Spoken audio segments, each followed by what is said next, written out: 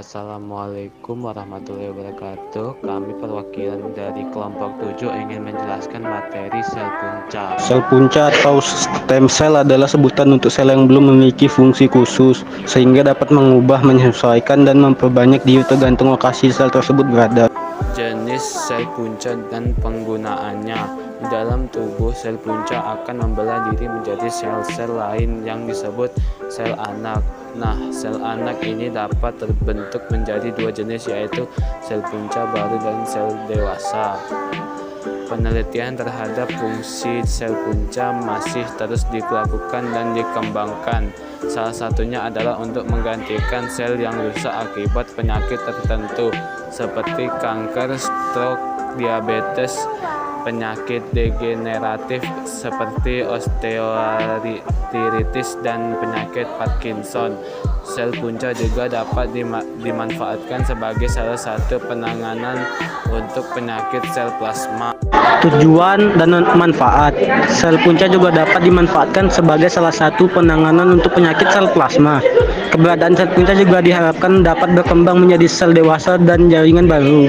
Selain itu, sel punca juga dapat digunakan untuk mengetahui efektivitas dan keamanan suatu obat. Contoh sel punca embrio. Sel ini berasal dari embrio yang berusia 3-5 hari. Saat itu embrio biasanya hanya memiliki sekitar 150 sel. 2. Sel punca perinatal. Sel punca ini diperoleh dari cairan ketuban atau tali pusat janin. 3. Sel punca dewasa diperoleh dari bagian kecil jaringan tubuh seperti lemak atau sumsum tulang. Penelitian terbaru menemukan bahwa sel punca dewasa pada bagian tubuh tertentu memiliki kemungkinan berkembang menjadi sel anggota tubuh.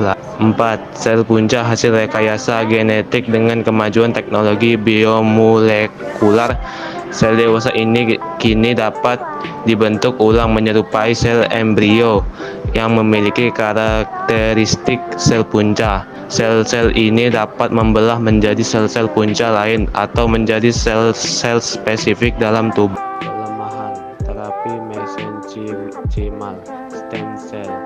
Sel punca mesenkimal telah terbukti efektif dalam uji klinis untuk pengobatan pasien COVID-19 dengan gejala berat dan kritis.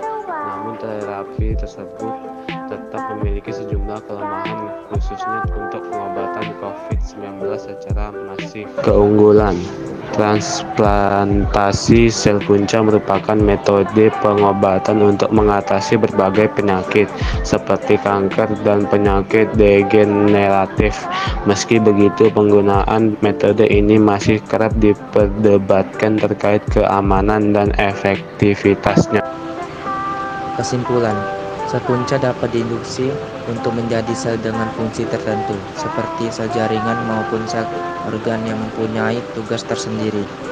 Pada sumsum tulang dan darah tali pusar, sel punca secara teratur membelah dan memperbaiki jaringan yang rusak. Meski demikian, pada organ lain seperti pankreas atau hati, pembelahan hanya terjadi dalam kondisi tertentu. Saran: terapi menggunakan sel punca menjadi salah satu pilihan alternatif untuk pengobatan penyakit yang tidak ada penyembuhan dengan obat. Walaupun terapi ini masih dikembangkan lagi dan harga yang dipatok relatif lebih mahal dibandingkan pengobatan lainnya. Terima kasih, semoga bermanfaat.